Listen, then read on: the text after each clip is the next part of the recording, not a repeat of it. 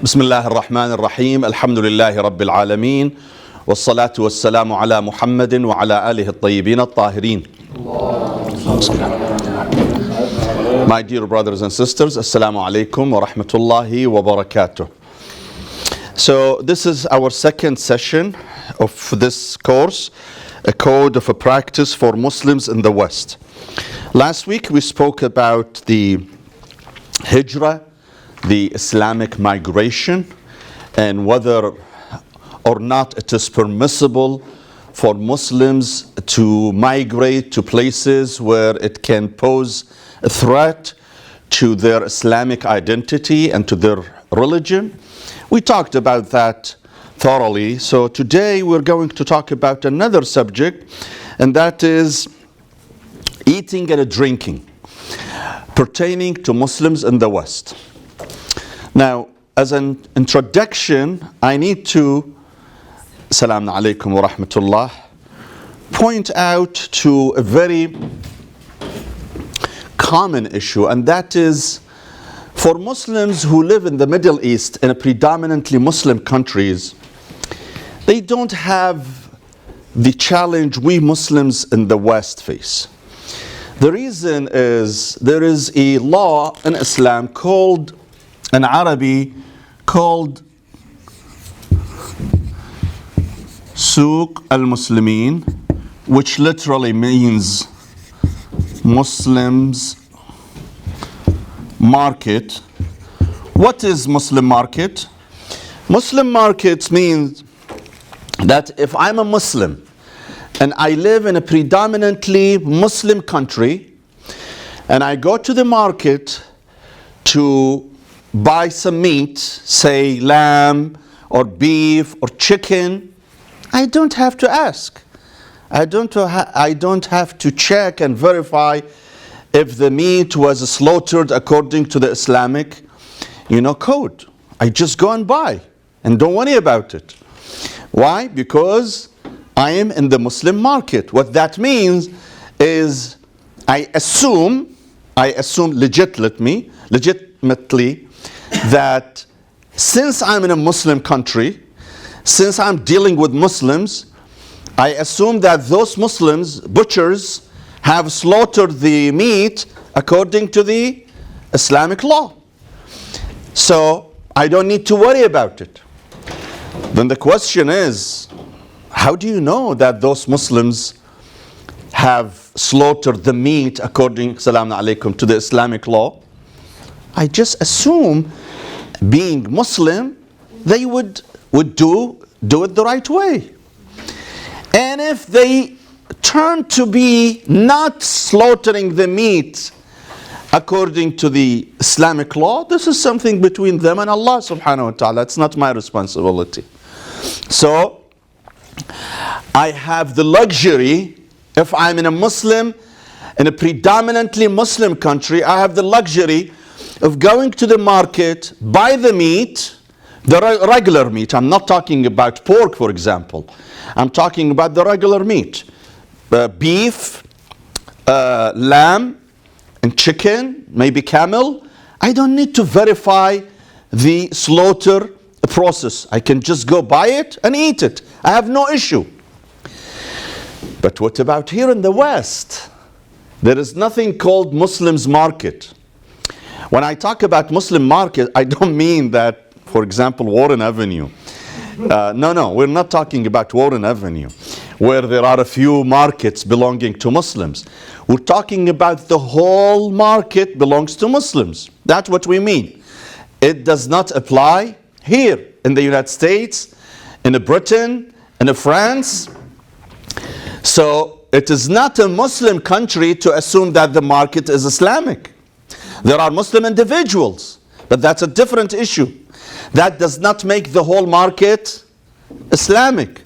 When we're talking about a market, we're not talking about a physical place that we can go, we can say, you know what? You go to Warren Avenue, it's all Islamic. You go to Atlantic Avenue in Brooklyn, it's all Arab and Muslims. No, we're not talking about a physical place. It's a concept that once you're in a Muslim country Their market is an Islamic market, meaning it is ruled by Islamic laws, and therefore I don't need to verify. Here in this country and in similar countries, in the Western countries, we don't have a Muslim market. This concept does not exist because we do not live in a Muslim country where I can claim the market in this country is Islamic or Muslim. Therefore, the ruling will be different. The ruling applying to meat for us in this country is different than the ruling that applies to Muslims in the Middle East, in a predominantly Muslim countries. And this is why we had to discuss this issue. Otherwise, consuming meat is not something that is limited to Muslims in the West. Muslims in the West and the East, anywhere they are, they consume meat. But why are we discussing this issue particularly? Remember, the theme of this class is that we're discussing Islamic laws pertaining to Muslims where? In the West. Because there is no Muslim market, because that concept does not apply, we don't have the luxury of going into any supermarket and buying meat without verifying, so we have to deal with this issue. In other words, because we don't have that luxury, then we have to verify the process of the slaughter since we live in the West. Okay.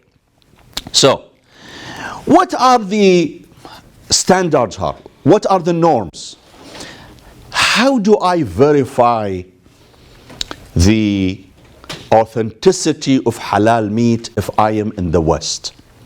Do I have to go every time to the slaughterhouse and see a butcher slaughtering the animal according to the Islamic law? And that's not possible. That's not even practical.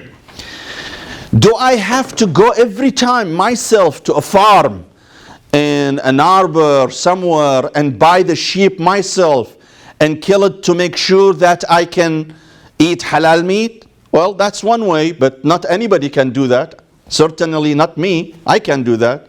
Some people maybe can do that, as I know some people do in California as well as here.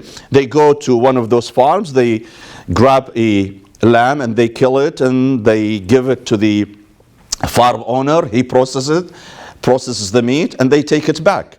Well, this is not something that everybody can afford. I can't do that. So how do I eat meat then? How do I consume meat, halal meat in this country? If I cannot go to the farm and kill the sheep myself, if I cannot go to the slaughterhouse every time and see the process through my eyes, then how do I do that?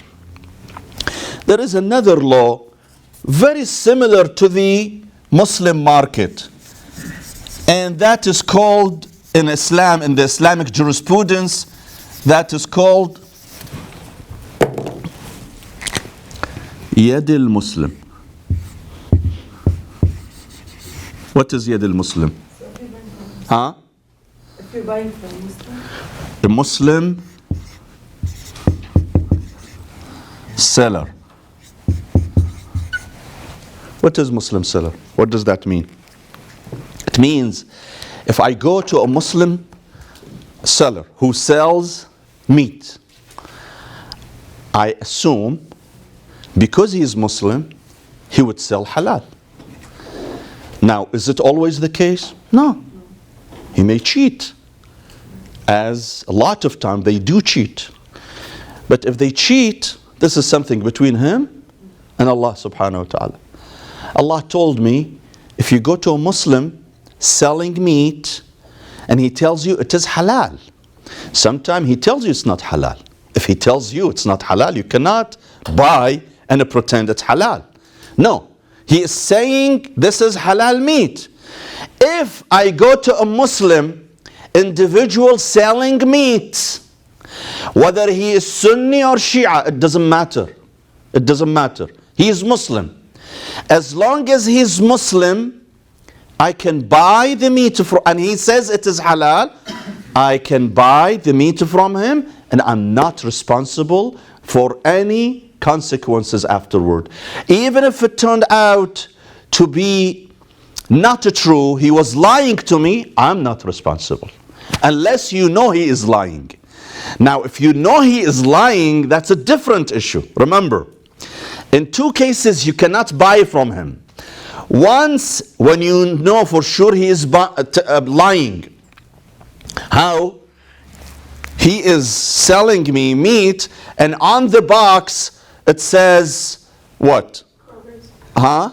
Kroger's. I see he's using Kroger's meat and he's telling me it's halal. He's lying. Or in the second case, he's telling me, say, this is Kroger meat I'm selling. I'm not saying it's halal. By him being Muslim, it's not going to change anything. If he tells me this is Kroger's he is selling. No, not in this situation. We're assuming he's selling meat. I do not know if he's lying or telling the truth, as long as there is a possibility he's telling the truth. And he's telling me it's halal and he is Muslim. That's it. I can buy and eat.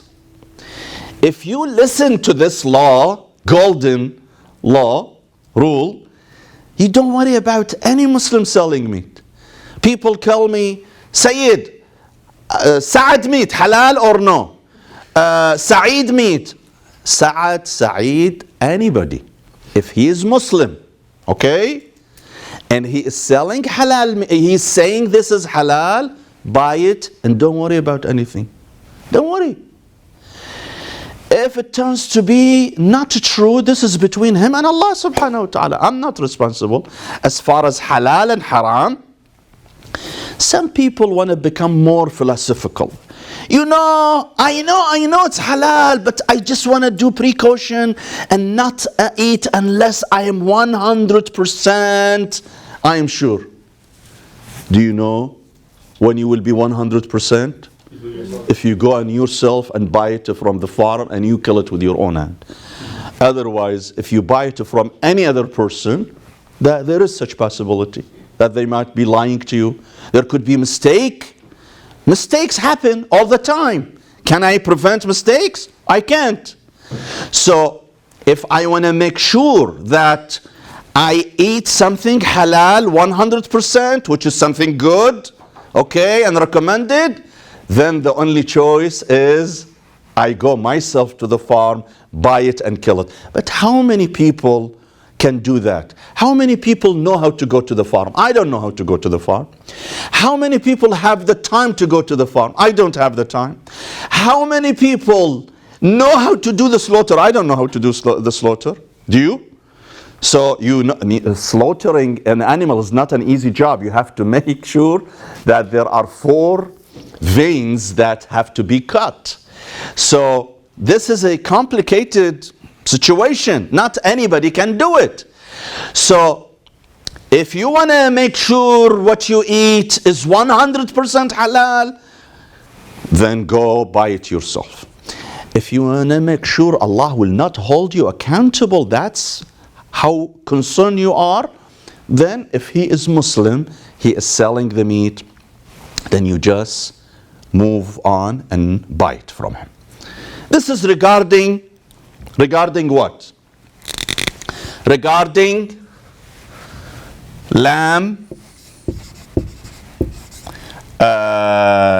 beef, and chicken. Now, this applies to those 3. Yes. How about if you have doubt? If you have doubt on what? If you have shak and it might not be halal. You're not. Allowed. You're still allowed. Okay. He's Muslim, and he says it is halal. So you're okay. Khalas. Even if he is Sunni. Okay. Even if he is Sunni, you still can buy it from him, and don't worry about anything. Yes. What if this Muslim seller sells both halal and non-halal? Fine. And he tells you this. Yes. If he tells you this is the halal, you can buy it from the you can buy from the halal section, and don't worry. Don't worry about it. As long as he's Muslim, he's telling you it's halal. What if you know they're frying it in the same Like fryer, cooked food, for example. Well, that's a different issue. This is najis and tahir. Let's not mix halal, meaning, which means permissible to eat, with najis.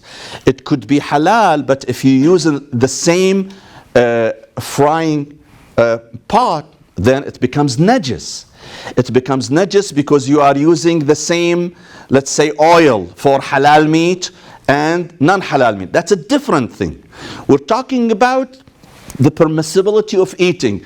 You don't give it to him to cook it for you. You just buy it, you take it home, you cook it. Okay? So that's a different issue we're talking about. If I see him using the halal meat in a fryer that is mixed between halal meat and haram meat, then it becomes najis. That's a different. It becomes haram not because it's a haram meat. It is because it becomes haram because it's najis. There are two issues. Now, this is regarding lamb, beef, chicken. Now, regarding najis and tahir. So I go to the restaurant, any restaurant here in the United States. I'm not talking about meat. I'm not talking about meat. Put meat aside now. He offers me anything beside meat. Vegetarian meals, pizza, or anything else, cake. How about the purity of the food? If he's a non-Muslim, can I consider the food I am eating? I'm not talking about meat now. I'm not talking about those three. Anything beside the meat. Can I consider the food he is offering me? Say cake, say vegetable meal, say eggs, anything. I want to eat it. Do I consider this tahir or najis? What do I do? Okay. So listen to this. According to Sayyid Sistani, the people of the book, meaning the Christians and Jews, are considered tahir. Tahir. So if the cook is a Christian or Jews, he is as tahir as Muslim. Okay? Now we do have some other scholars like Sayyid al-Khou'i who believes that people of the book are najis. But Sayyid Ali Sistani, Sayyid Muhammad Hussein Fadlallah, Sheikh Nasir Makarim, we have several marji' today who believe that the people of the book are tahir unless their hand is najis, not because they are people of the book. So his hand had urine, for example, or blood in it. So it's najis not because he is a people of book, but because of another najasa. No, we're assuming his hand is clean. Is he najis? No. Therefore, the food he gives me, I can consider tahir. Let's go one step further. What if the cook is a non-Ahl al-Kitab? He is a Buddhist, or he's a Hindu, or he's a Baha'i. So what about this food he's offering me? Okay, there is a golden rule in Islam. The reason I say golden rule, because it makes it a lot easier for Muslims. What is it? It says,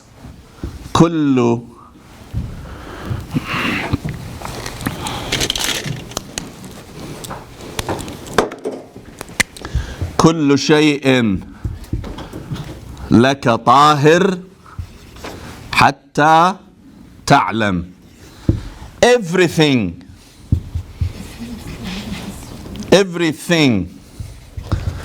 is tahir until you know otherwise. So, I have this coffee. It could be najis, it could be tahir, right? How do I know?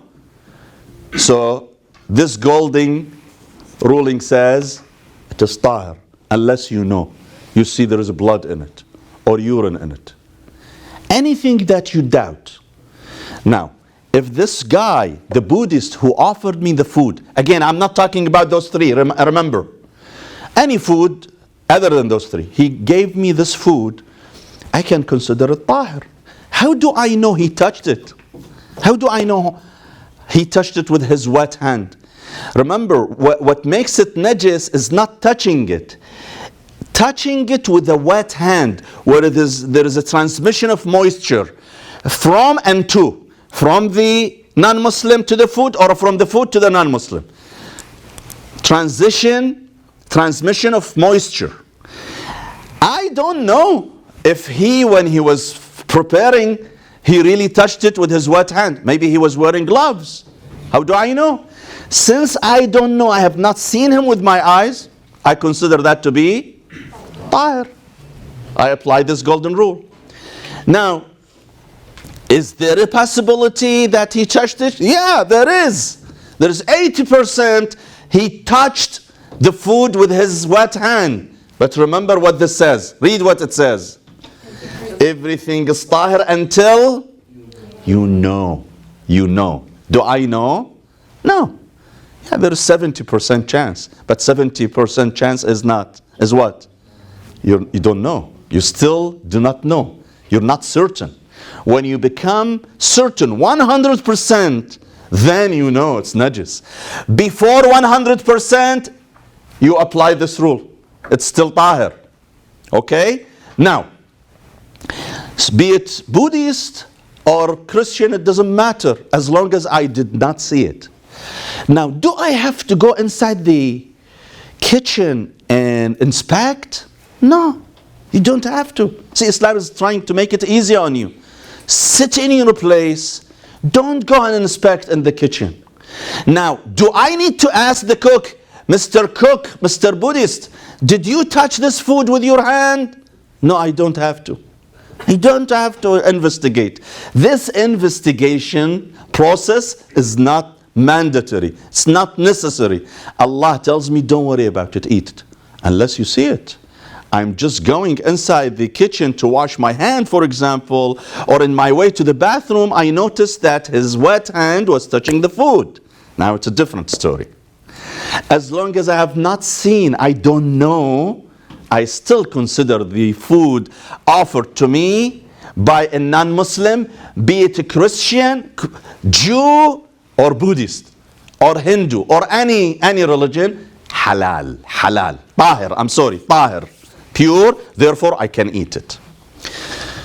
But when a non-Muslim offers me food with lamb, or beef, or chicken, can I eat it?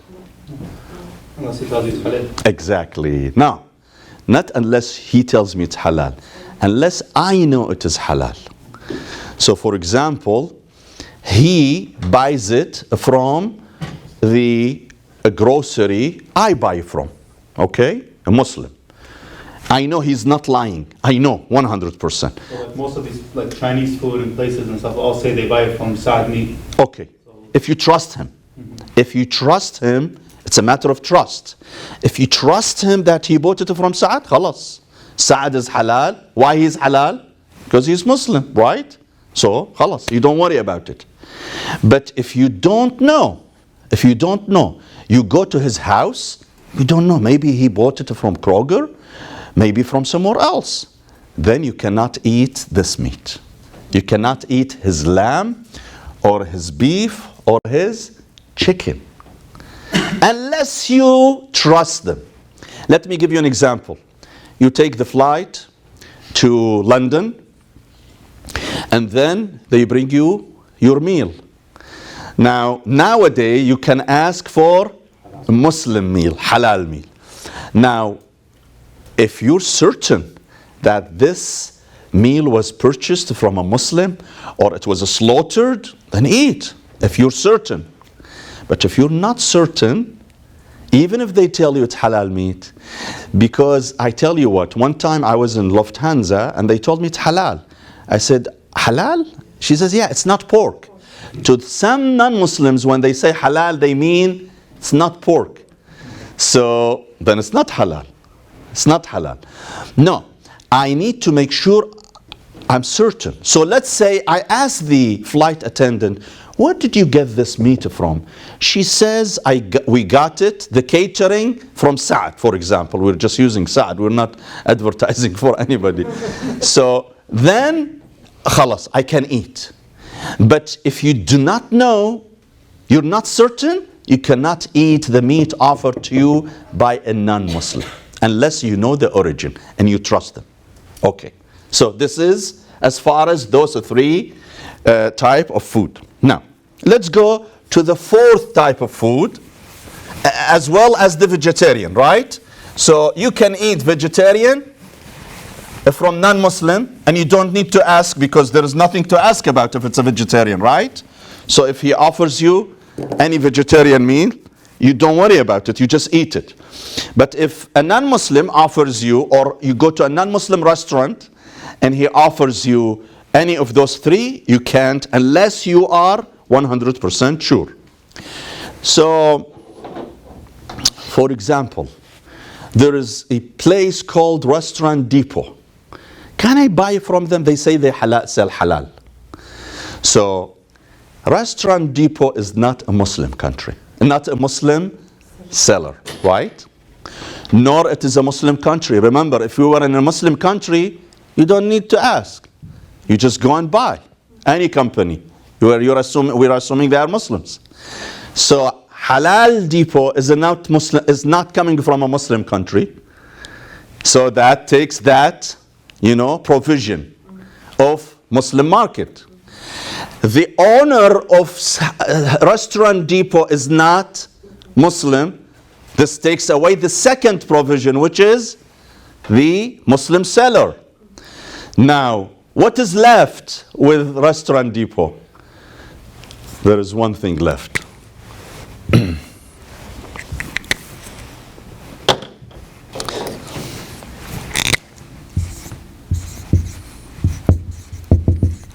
Only if you're certain. If you're certain 100%, I know, for example, I know the owner of Home Depot. I know him, not Home Depot, Restaurant Depot. I know him. I know him personally, and I know he's not lying, and he tells me we kill according to the Islamic code. I'm certain now. If I'm certain, I go ahead. But if I'm not certain, I cannot take the meat bought for me from Restaurant Depot. Now remember, if I go to Muslim's house and they bring me food, do I need to ask him where did he buy it from? No, he's Muslim. But if it just happened that he told me that I brought this from Restaurant Depot, can I still eat it? No. Unless I'm certain. If I'm not certain, when I say certain, meaning what? 100%. If I'm not certain, I cannot. I no longer can eat it now. But do I have to ask every time I go to a Muslim house? No. Do I have to ask every time I go to a non-Muslim house? Yes. When it comes to meat, I need to make sure. So this is the difference. When the seller is Muslim or he is not Muslim. If he is Muslim, I have been spared the question. I don't have to go and ask. I have been spared the investigation. Even if he turned to be lying, Allah will hold him accountable. But if I go to a non-Muslim, I need to be certain that this meat is halal. So can I say, okay, if he is lying, Allah will hold him responsible. Allah will hold him responsible and will hold me responsible as well, if the seller is non-Muslim. That's the difference. Okay, now. Yes, you had the question? Yes. What if you're at Restaurant Depot and some of the meat or poultry isn't branded by Saad Meat Market? Is that okay to buy that? So that means he bought it from Saad. Yeah. If he bought it from Saad, that means the producer is Saad, not Restaurant Depot. See, always look at the producer. Always look at the producer. That's why if I go, let's say now to my Muslim supermarket, I know him, he's Muslim, right? But I see him selling the meat from Kroger.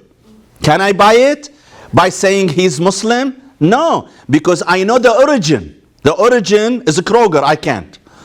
Vice versa.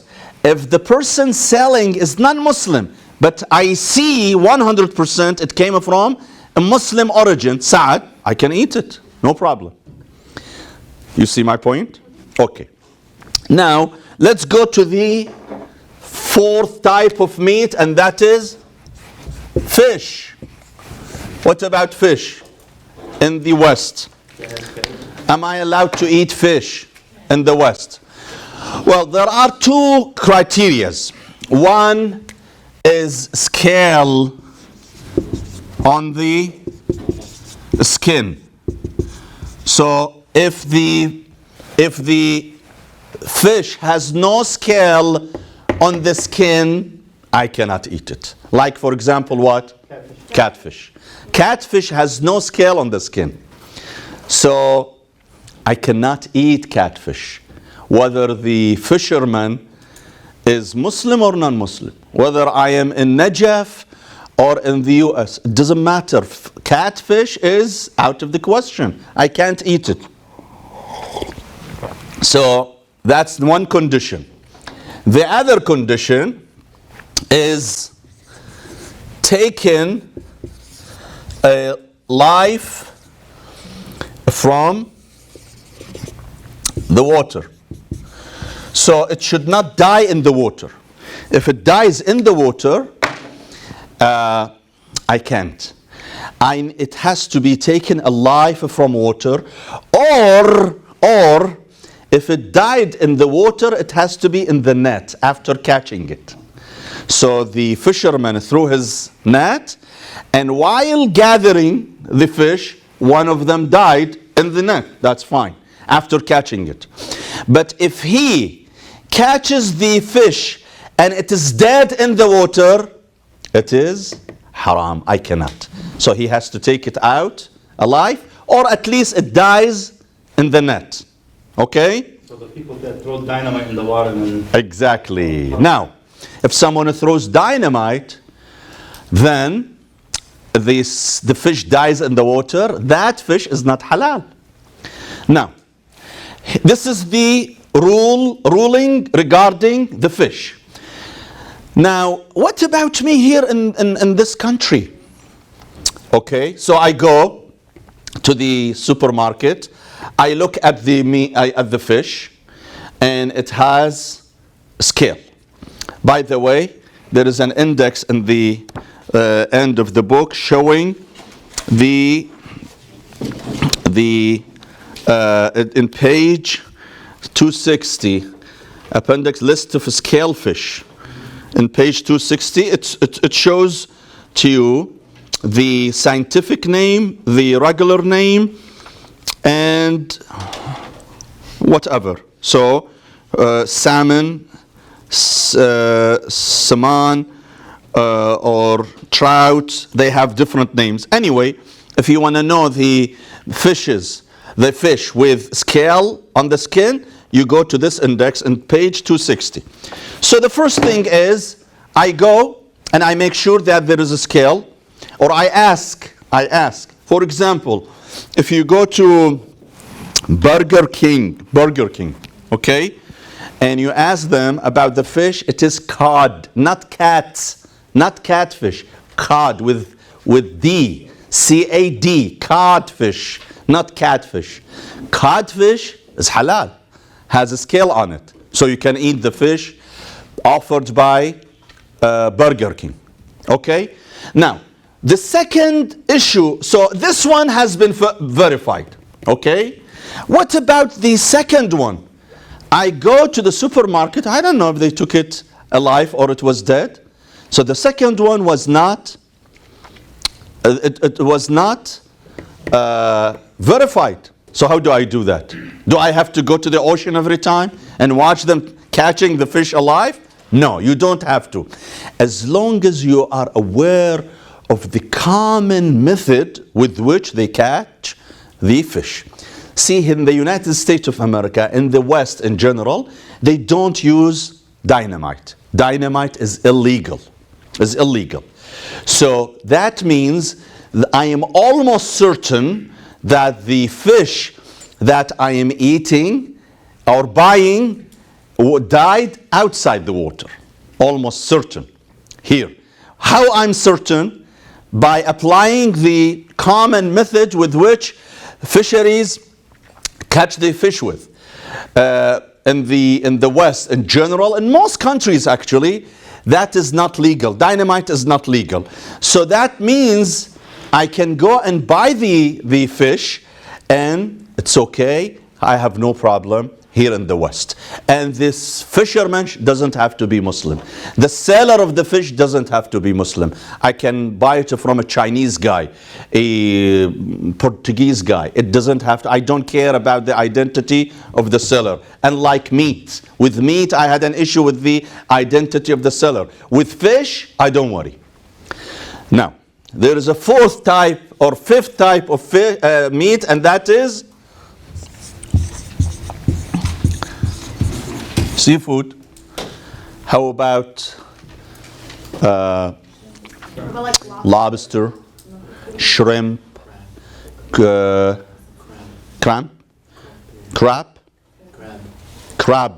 with B, not with P. And what else? Octopus, huh? Oysters. Exactly, moisture, huh? Oyster. All those, weird things that they sell. Frog. I have been to Hong Kong one time, and a friend of us took us to the market. So we saw frogs being sold. Turtles were being sold, and they eat them. One of the delicacies of our president, our current president, is to eat frog legs. So, and they say it's very expensive. Anyway, so what about those? In the Shia Islam, of the seafood, we just have this fish with a scale on the skin, that is okay. And what else? Shrimp only. So, shrimp is halal. Now some people again want to be philosophical. Say it, shrimp is halal, but why not lobster? Lobster is the mother of the shrimp. Well, so what? You marry a woman, you cannot marry her mother, right? So you can eat the shrimp, but you cannot eat the mother. So shrimp is halal because the hadith says so. Lobster is not halal because the hadith says so. I don't care if it's biologically the same family or it's not the same family. I go by the divine law. Allah tells me something, I just stick to it. He told me shrimp and fish is halal, with a scale is halal, I say yes sir. He told me anything else is not halal, I say yes sir. That's it. As simple as that. I have to make this point that few Shia scholars, very few, one of them is Sayyid Fadlallah, they believe all seafood is halal. So, but this is not a mainstream stand. The 99% of our scholars, Sayyid Sistani, Sayyid Khoi, other Maraja', they believe that only of the seafood, only fish with a scale on the skin and with shrimp. It doesn't matter whether it's a jumbo shrimp or regular shrimp, as long as it is a shrimp. But the minute it becomes lobster, it becomes haram. You can't. So don't look at the size of the shrimp as long as it is a shrimp. But if it becomes lobster, it's a different story. So only few scholars, they believe that all type of seafood is halal. Now, why other scholars believe that only those two is halal? Any idea? So there are scientific research now prove that most those creatures that we mentioned, their job, their role in the ocean ecology is to clean the ocean, scavengers. So when you eat them, first of all, they are not healthy because their food, what they eat, what they feed off, is not healthy. Number two, you're denying the ocean from things that keep it clean. So by you eating those, this type of seafood, you are basically you are touching the balance in the equilibrium of the ocean. So Islam says stay away, eat healthy, and do not cause distress to nature, to the ocean. Let the marine life goes on without you being so selfish, wanting to eat everything there and damaging this, balance in the ocean. So this is what the vast majority of Shia scholars say. Now, Sunni scholars say, as far as I know, they say you can eat all type of seafood. But to the Shia scholars, 99% of them, they say only fish with a scale on the skin and a shrimp. Now, let's move to another.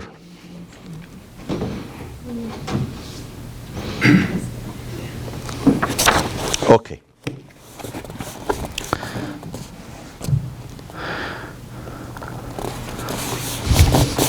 Also, I'm sorry, yes. Can you tell us what's the hadith that says about scale and shrimp? You go to a book called Al-Wasail, Bab al-At'ima wal-Ashriba. Do you read Arabic? Yeah. You read Arabic? Bab al-At'ima wal-Ashriba. There are more than one hadith. There are 13, 14 hadith about this topic. You can find them there in Wasail al-Shia, book called Wasail al-Shia. Can I explain? In those hadith, it says like the shrimp. Yes. Okay. Now, also I need to add one more point that when it comes to halal meat, when it becomes halal, in other words, in order to make the lamb halal or the chicken, by slaughtering, but how? For not only slaughtering, there are 5 conditions. Yes. There are 5 conditions for the meat, be it beef, lamb, or chicken, to be halal. Listen to those 5 conditions according to Shia Islam. Number 1, the slaughter, the butcher has to be what? Muslim. So if the butcher was non-Muslim, I'm sorry, I can't. Number 2, the butcher has to mention the name of God while slaughtering. Bismillah, Allahu Akbar. The name of God has to be mentioned. Number 3, there are 4 veins. They have to be cut. Al-Awdaj al-Arba', 4 veins. I'm not an expert. There are 4 veins. Those 4 veins, butchers are expert in finding them. They have to cut those 4 veins. Meaning, if they cut 3 and they did not cut the 4th one, is it halal? No. All the 4 veins has to be with the jugular vein, of course. Jugular vein is the main one, and the other 3. So that's how many conditions so far? 3. Number 4 has to face Qibla, Kaaba, in the Shia Islam. Our Sunni brothers do not do that. In the Shia Islam, you have to face the Qibla. Okay? You have to, or the animal? The animal. The belly of the animal has to be to the Qibla. Number 4, the normal, number 5, the normal amount of blood has to come out of the body of the meat, of the animal. Meaning, we let the blood go. We don't have to make sure that all the blood, because that's almost impossible. There will be some blood remaining in the body of this. But the muta'araf, the common, the normal amount of let's say the animal contains 100 liters of blood, we need to have 90 liters go out. So if the 10 remaining remains in the body, that usually does not come out while the animal is bleeding, it is okay. As long as the 90 liters come out.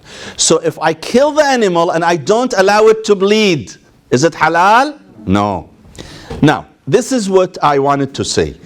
Experts say that the animal that has bleeded after the slaughter is more healthier than the animal that contains the blood. Experts say. And this shows that when Islam asked for halal meat, it wasn't Islam trying to boss us around. Rather, Islam wants us to eat something, healthy. So when the blood comes out and the animal bleeds, then the meat is healthier than when I keep the blood inside the animal. So this is as far as the animal. So those are 5 conditions for the animal to be. Now if I go to Sunni brother and he lacks one of them, okay? So do I still buy his meat? Yes, if he's Sunni. Why? Because to him, this is halal. And I am told that you can buy from Muslims. Is he Muslim or no? He's Muslim. Khalas. So to him this is halal. But remember, some Sunnis buy from Kroger, not all Sunnis, some Sunnis, and they say Bismillah, and he gives it to you. Does that make it halal? No. That's why Sunnis have 2 terms if you notice. Halal and what? Zabiha. When the animal is slaughtered according to, they call it zabiha. If they just read the name of Allah on it, they call it halal. So if you buy from a Sunni, tell him, I need zabiha. That's what's halal for us. But if you just tell him halal, I need halal meat, without specifying zabiha, he may think you want Kroger. You're not buying from Kroger. You could go to Kroger. Why do you go to this guy? It's even cheaper, right? At Kroger. Tell him I don't need the Krogers. Because in our fiqh, in our jurisprudence, even if you say Bismillah, it's not going to be halal. It's haram. It's meat already. It's not going to change it, even if I say Bismillah 5 days later. Yes. So how does it, how's hunting halal? Like when people go hunting and you shoot it with a gun and it falls. We'll talk about hunting. That's a different subject. So let's stay now at Zabiha. We'll talk about hunting, inshallah. Yes.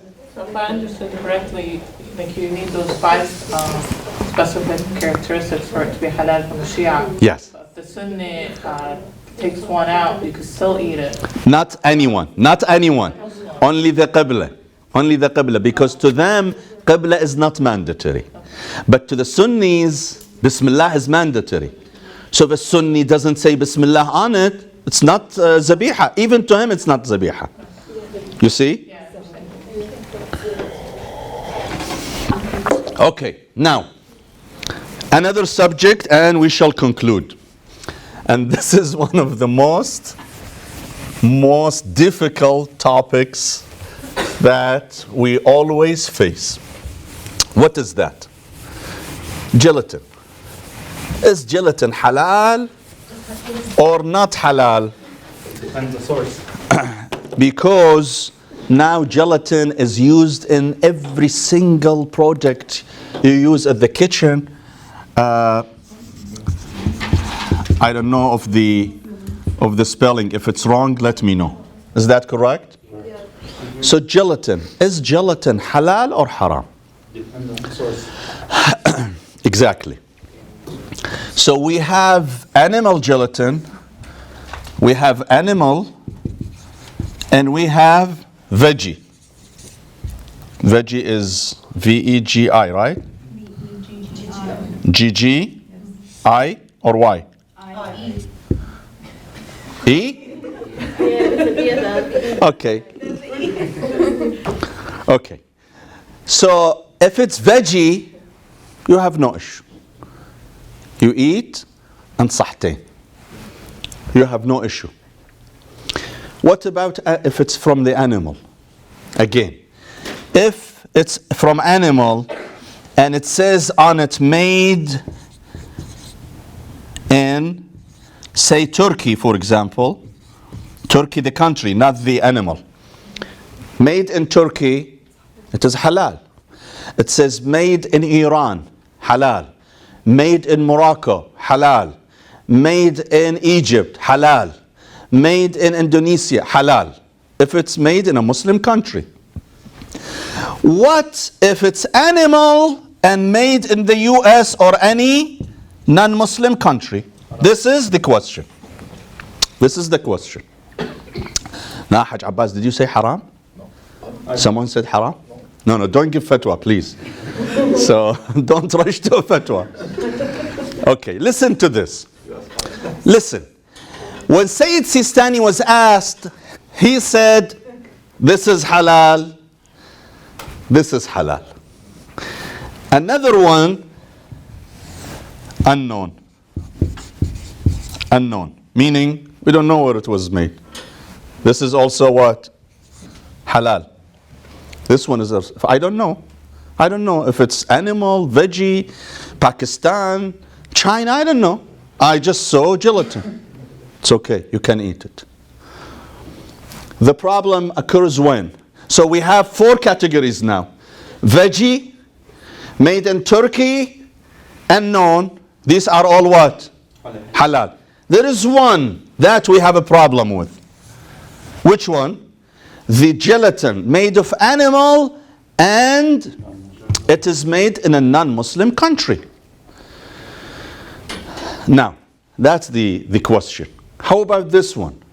What do we do with this one? Is it halal to consume or it's not halal to consume?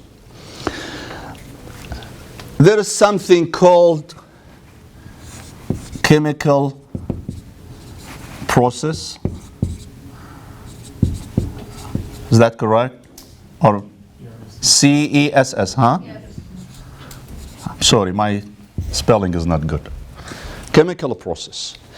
Chemical process, what's the chemical process? See, this gelatin goes through a chemical processing. Because they don't give it to you, you do not consume it as it was, just like the way it was in the animal. So before consuming it, it went through a chemical changing. To be honest with you, knowing this has nothing to do with Sayyid Sistani or the Marja. Let me give you an example. So, look at this cup. This cup has liquid in it.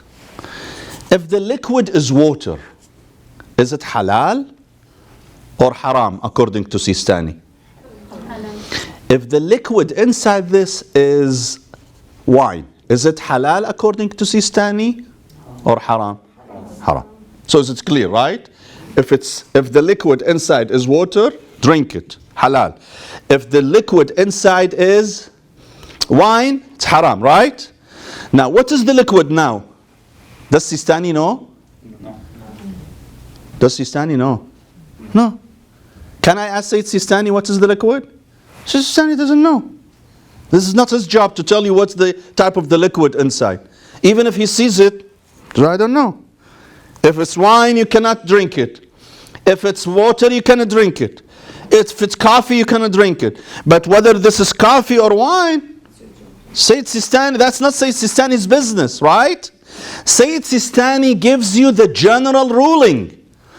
But would he tell you this particular one is coffee or water or alcohol? No, that's not his job. Keep that in mind now, okay? Now, in the chemical process, if the gelatin changes into something new, then it's halal. Because it was something, now it became something else. Let me give you another example. Wine turning into vinegar. When it was wine, it was what? Haram and najis. When it turned into vinegar, the same liquid turned into vinegar, it became halal and it became tahir. Right? Okay. Why it became halal? Because it became something different completely. When it was wine, it was haram. Now it's vinegar, it's not haram. Even though it is the same liquid, changed. It went through chemical change, right?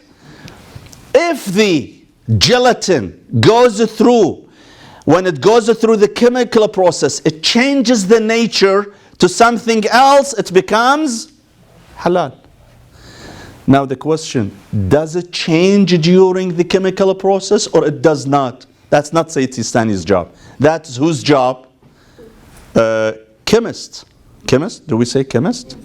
That's the chemist's job. Pharmacist probably. He will tell you if the gelatin changes through the chemical process or it not. What Sayyid Sistani can tell you, he can tell you this. If it changes, it becomes halal.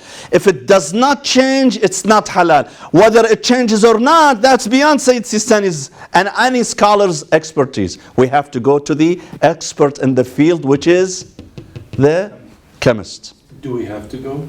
Yes. We have to go. Yes. In order to, if you want to eat it. If you don't want to eat it, you don't have to. But I want to eat it so badly. Okay, go and ask the chemist. If he tells you it changes, this one, we're talking about USA, this one, then you have to ask him. If he tells you it changes, you can eat. But if he says no, it does not change, the nature, the ingredient, the substance is the same, then you can't. So the same thing applies in medicine. Yes. If medicine have any potential gelatin in them in the capsules, the same process applies. That's true. However, there is one more thing, there is one more twist. If you only can use that only. Exactly. With medicine, so if I don't eat cake made of gelatin, will I die? No. Oh, don't eat. Don't eat gelatin then. What's the big deal? But if I don't eat the medicine that has gelatin, will I die or no? If the question yes, then I can eat it, even if it has gelatin. Remember what we said the other day? If I'm going to die if I don't drink wine because it's the only liquid I have, Islam says, okay, save your life. With medicine, there is a different paradigm. There is life-saving issue. If I need to save my life, and this is the only medicine that saves my life, and it has gelatin, eat it. Don't worry. Unless it has an alternative. The doctor says there is another alternative, then I have to take the alternative. But if it's the only medicine in the market and I have to take it by my doctor to save my life, then I don't worry about gelatin. So for example, there is Tylenol, okay, or Advil. They have two types. The solid pills and the gelatin. The gelatin, one that's made with the capsule. The gelatin capsule. So take the solid one. Don't take the gelatin one. Yes. What if the one that has gelatin treats whatever you have better than the one that doesn't? Then that's a life-saving issue. So it's okay. Yes. When it comes to saving your life, it's okay. Yes, sister. Let's say someone has diabetes and they have to take insulin. Insulin is made from animal products. And That's fine. yeah, I mean, Even if it's taken from the pork. my question And is, many cases it's taken from the pork. yeah. This is a life-saving issue. Anytime life-saving issue is involved, then khalas, Islam doesn't say no. Because anytime your life is in jeopardy, Islam says your life proceeds. Saving your life precede any other ruling. Unless there is another alternative, halal alternative, then I have to take the halal alternative. But if that's the only way for me to be treated, then it's halal. My question about it was, so you know it's life-saving, but you choose not to take it and you end up dying. This is the only option. Does Islam see this as suicide? Can you repeat the question, please? So say you have to take insulin. Okay. And we know that insulin is made from animals. Okay. But you don't take it anyway. Yes. Knowing that it's it's life-saving and you die because of it. Would Islam see this as... No, you're not committing suicide, but you definitely committed a sin Okay. by not saving your life. No, we can't say he committed suicide. But we can say, definitely can say that this guy committed a sin by not taking this medication, because Islam allows you to take. If your motivation by not eating it is you don't want to do haram, it's not haram for you. Because listen, halal and haram are relative. Something could be halal for him and haram for me, and vice versa, based on my medical situation. For example, when it's time for salah, I have to do wudu, right? But if I'm sick, what do? I do tayammum. If I'm not sick, am I allowed to take tayammum? No. But if I'm sick, so with this situation, this guy's obligation is to take the medication.